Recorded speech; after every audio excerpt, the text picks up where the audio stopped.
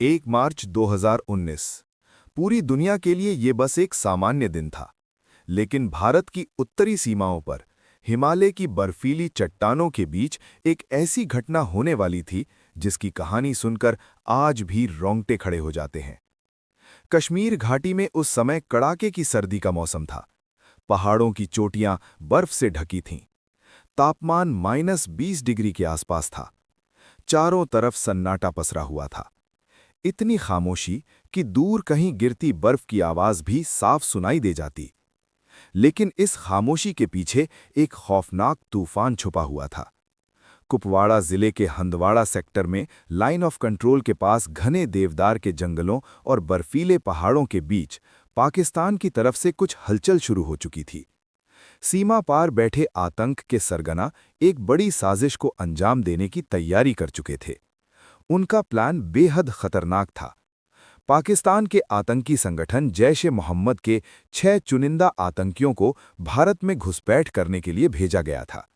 ये कोई साधारण आतंकी नहीं थे। इन सभी को अफगानिस्तान के पहाड़ी इलाकों में हाई एल्टीट्यूड वॉरफेयर की ट्रेनिंग दी गई थी। उनके पास AK-47 rifles, grenade, sniper rifles और सैकड़ों राउंड गोलियां थीं।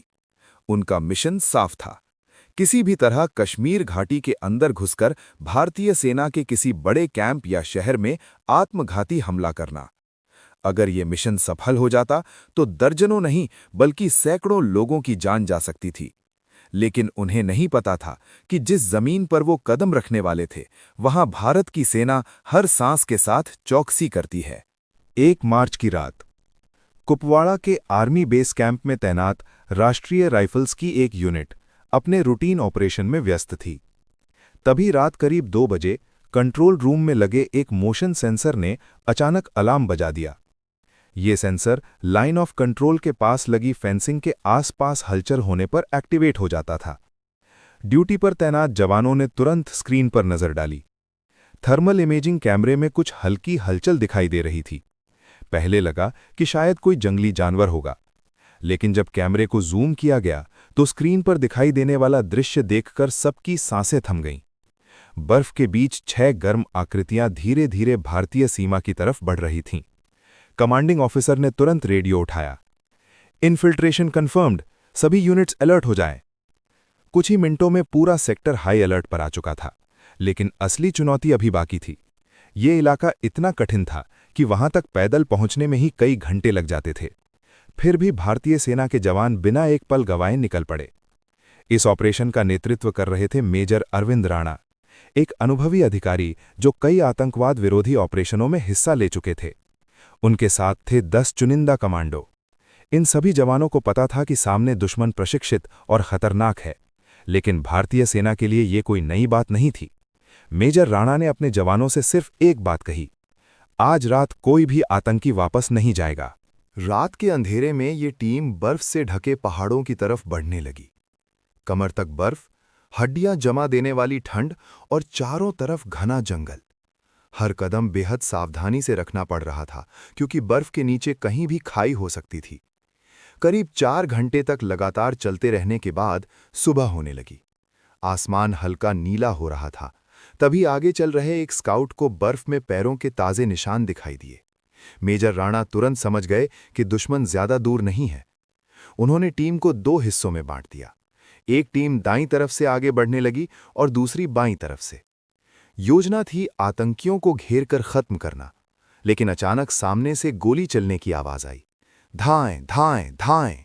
आतंकियों ने भारतीय जवानों को देख लिया था। कुछ ही सेकंड में वहां भीषण गोलीबारी शुरू हो गई।